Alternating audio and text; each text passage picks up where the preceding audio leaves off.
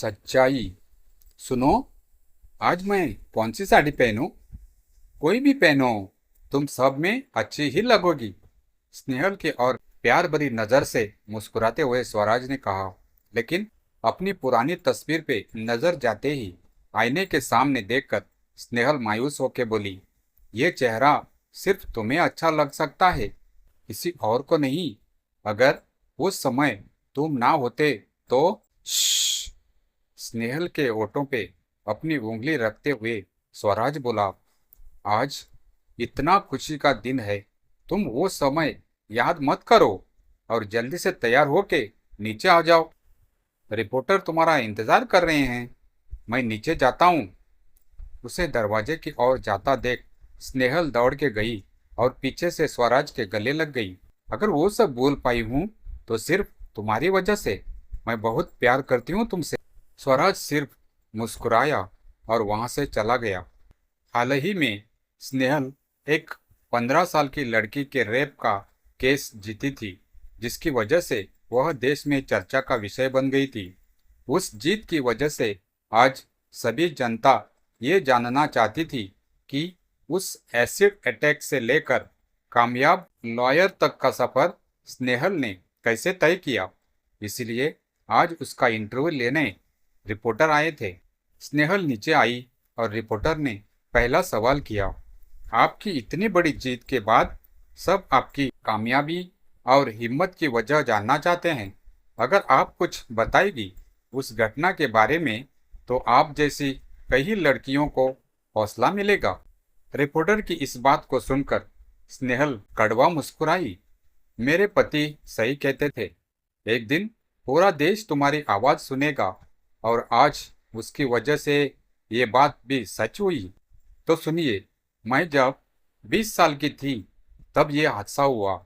मैं शाम को ट्यूशन से लौट रही थी, तब उस सड़क के मनहूस सन्नाटे में किसी ने मुझ पे एसिड फेंका। काले काम करने वाले कमीने ने चेहरे पे काला मास्क पहना हुआ था और मैं कुछ देख पाती उससे पहले ही वह अपनी बाइक में भाग गया। उस समय मैं बहुत कमजोर थी, चेहरा जल रहा था और उस जलन में बहते मेरे आंसू चीख रही थी। पर शायद तब किस्मत साथ नहीं थी, कोई वहां आया ही नहीं, और जो आए वो मेरे हालत देखकर डर से भाग गए। मेरी सारी बहादुरी, जूडो में रेड बेल्ट, सब एसिड की जलन में पीड़ा बन के जल गया। चीखते चीखते मैं बेहोश हो गई और आंखें खुली तो रहने दे, आंखें ही नहीं खुली थी। होश आया तो कुछ दिखाई नहीं दे रहा था, आंखें भारी थी, सिर्फ पापा की आवाज सुनाई दी और सारी घटनाएं याद आते ही मैं डर के मारे चीख उठी। उस हादसे ने मुझसे मेरा सब छीन लिया, मेरी खूबसूरती, मेरा जज्बा, मेरी हिम्मत और यहाँ तक कि मेरी आंखें भी। मैं जानती नहीं थी कि किसने ये सब किया, लेकिन मन में यही दुआ थी कि वह एक बार हाथ आ जाए, उसे ऐसे ही जिंदा एसिड मैं जलाऊं। लेकिन न तो मैं जान सकी और ना ही पुलिस। मैं बस 4 दिन अखबार की दर्दनाक खबर बन के रह गई, जो सबकी जुड़ी हमदर्दी बटोर रही थी। कोई मुझ पे तरस खाता तो कोई मुझे ही कसूरवार ठहराता। जिंदगी से हार कर जब मैंने खुद को खत्म कर देने का फैसला किया, तभी अचानक स्वराज मेरी जिंदगी में आए। सुसाइड पॉइंट पे हमारी मुलाकात हुई और फिर दोस्ती। धीरे धीरे स्वराज ने मुझे जीने की नई वजह दी, मुझे फिर से हंसाया और फिर से खड़े होने का हौसला दिया। कोई फरिश्ते की तरह वो मेरी जिंदगी में आया और मुझे इस काबिल बनाया कि मैं आज आपके सामने बैठी हूँ। मैं आज जो कुछ भी हूँ वो स्वराज के प्यार और हौसले की वजह से हूँ। उसने ना ही सिर्फ मुझे अपने पास्ट के साथ अपनाया, बल्कि मुझे उस पास्ट से बाहर भी निकाला। मेरा दर्द वो बर्दाश्त न कर सके, उन्होंने यूएस में मेरी आंख का ऑपरेशन करवाया और मेरी एक आंख मुझे वापस भी मिली। वो सिर्फ मेरा हम सफ़र ही नहीं, सही मायने में मेरा हमदर्द भी बना। अपने पति के बारे में बताते हुए उसके चेहरे पे झलकता गर्व देखकर सहसा स्वराज मायूस हो गया। सीने में मानो पहाड़ सा बोझ महसूस हो रहा था। वह जोर से छाती पे हाथ रखे आंगन में पेड़ के नीचे बैठ गया। सहसा स्वराज को ऐसे बाहर जाता देख स्नेहल भी उसके पीछे चली गई। दोनों को इस तरह इंटरव्यू छोड़ के जाता देख मीडिया वाले भी अपना कैमरा लेके उसके पीछे गए। स्वराज स्वराज को इस तरह बैठा देख स्नेहल घबरा गई। स्वराज, क्या हुआ आपको? आप ऐसे बाहर क्यों आ गए? मुझ पे और भरोसा मत करो। मैं तुम्हारे मुंह से अपनी तारीफ अब बर्दाश्त नहीं कर सकता। मेरे सीने पे ये एक बोझ जैसा लगता है। अब शायद समय आ गया है। मैं तुमसे अब और झूठ नहीं बोल सकता। स्वराज, मुझे बहुत डर लग रहा है। आप जो कहना चाहते हो वो अंदर चल के कहिए प्लीज। वो स्वराज को अंदर लेके गई और मीडिया वाले भी अंदर आ गए। स्नेहल, आज दुनिया को ये बताने का समय आ गया है।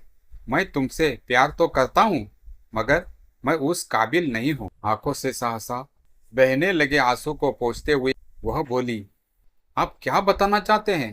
प्लीज जल्दी बताइए, मुझे घबराहट हो रही है। शायद तुम ये बर्दाश्त न कर सको, लेकिन यही सच है। 5 साल पहले सिर्फ तुम्हारे साथ ही नहीं, मेरे साथ भी एक हादसा हुआ था। रिपोर्टर अपने दोनों कान खोल के ध्यान से उन दोनों की बातें रिकॉर्ड कर रहे थे और लिख रहे थे। मेरा कॉलेज का आखिरी साल चल रहा था और मेरे छोटे भाई का पहला नया नया कॉलेज में उसे एक लड़की से प्यार हो गया और सबके सामने उस लड़की ने मेरे भाई की बेइज्जती की। शायद उसे मेरे भाई का तरीका पसंद नहीं आया था। सबका मजाक बन चुका था वह, और इसी सदमे में उसने सुसाइड कर ली। बहुत प्यार करता था मैं अपने भाई से। एक मिनट, कहीं तुम निखिल की तो? हाँ, निखिल ही। क्या? निखिल तुम्हारा भाई था? अगर तुम उससे प्यार करते थे तो मेरे साथ आज यहाँ क्या कर रहे हो? वही तो, मैं तुमसे मेरे भाई की मौत का बदला लेना चाहता था, लेकिन मुझे पता चला कि मेरा भाई अपनी बेइज्जती की वजह से नहीं मरा था।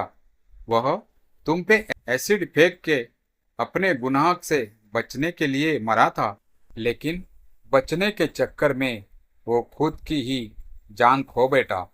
तुम्हारी हालत देख के ये पता चला कि गलत हमारे साथ नहीं, तुम्हारे साथ हुआ था। पर तुम्हारी बात सुन कौन रहा था? अगर तभी मैं सच्चाई सबको बता देता तो क्या होता? कुछ भी तो नहीं। मेरा भाई तो मर चुका था। सब तुम्हें हमदर्दी देते, लेकिन क्या सब वही खत्म हो जाता?